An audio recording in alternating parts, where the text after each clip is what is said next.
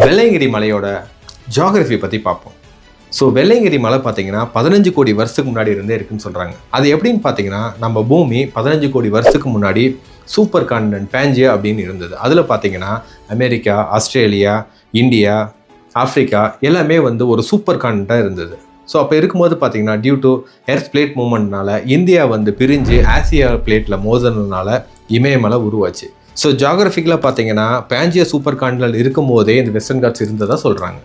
So இந்த வெள்ளையங்கிரி மலை எங்கே இருக்குதுன்னு பார்த்தீங்கன்னா, தமிழ்நாட்டில் கோயம்புத்தூர்லேருந்து 50 கிலோமீட்டர் டிஸ்டன்ஸ் வெஸ்டர்ன் காட்ஸில் அமைஞ்சிருக்கு. இங்கே நீங்கள் போகணும்னு பார்த்தீங்கன்னா பஸ் ஃபெசிலிட்டி இருக்குது. அதாவது பார்த்தீங்கன்னா கோயம்புத்தூர்லேருந்து பூண்டி அடிவாரம் நீங்கள் பஸ்ஸில் போகலாம், டாக்ஸியில் போகலாம், இல்லை ஆட்டோவில் போகலாம். உங்களோட ஓன் வெஹிக்கிள் இருந்தாலும் அங்கே பார்க்கிங் ஃபெசிலிட்டி இருக்குது. இந்த வெள்ளையங்கிரி மலை பார்த்தீங்கன்னா கடல் மட்டத்திலிருந்து 5000 அடி உயரத்தில் இருக்குது.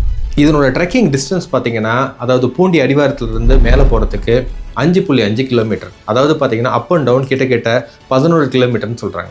அப்புறம் இது பார்த்தீங்கன்னா 4 சீசனாக பிரிச்சிருக்காங்க. அதாவது பார்த்தீங்கன்னா ஒரு சீசன் ஹியூமனுக்கும், இன்னொரு சீசன் அனிமலுக்கும், இன்னொரு சீசன் இயற்கைக்கும், இன்னொரு சீசன் கடவுளுக்காகவும்.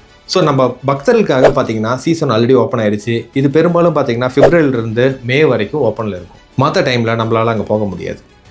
ஸோ யார் யாருக்கு அலவுடு அப்படின்னு பார்த்தீங்கன்னா, குறிப்பாக பார்த்தீங்கன்னா எல்லா மேல்ஸுக்கும் அலவுடு. ஃபீமேல்ஸ் பார்த்தீங்கன்னா 10 வயசுக்குள்ளேயும் 50 வயசுக்கு மேலேயும். குறிப்பாக பார்த்தீங்கன்னா பெண்களுக்கு ப்ரைம் டைமில் அலவுடு கிடையாது. ஸோ எப்போ போகலாம் அப்படின்னு பார்த்தீங்கன்னா, இந்த சீசன் டைமில் 24/7 நீங்கள் என்ன நேரமும் போகலாம். காலையில் போகலாம், ஈவினிங் போகலாம், நைட்டு போகலாம். கண்டினியூவாக பக்தர்கள் போயிட்டு தான் இருப்பாங்க. பட் என்னோட ப்ரிஃபரன்ஸ் பார்த்தீங்கன்னா காலையில் ஸ்டார்ட் பண்ணி ஈவினிங் முடிக்கிறது. ஏன்னா நீங்கள் காலையில் ஸ்டார்ட் பண்ணால் தான் அந்த வெயிலுக்கு முன்னாடி நீங்கள் ஓரளவுக்கு பீக்குக்கு போயிடலாம். அதுக்கப்புறம் வெயில் பெருசாக தெரியாது. நீங்கள் இயற்கையை ரசிச்சுக்கிட்டு அழகாக போயிட்டு வரலாம். லோக்கலாக இருந்தால் நீங்கள் வெளியூர்லேருந்து வரந்தீங்கன்னா உங்களோட கன்வீனியன்ட் பார்த்து நீங்கள் பிளான் பண்ணிக்கிங்க. இந்த மாதிரி இன்ட்ரெஸ்டிங்கான விஷயம் நீங்கள் தெரிஞ்சுக்கிறேன்னா பிரபு சுந்தரம் ஸ்டுடியோ ஃபாலோ பண்ணுங்கள்.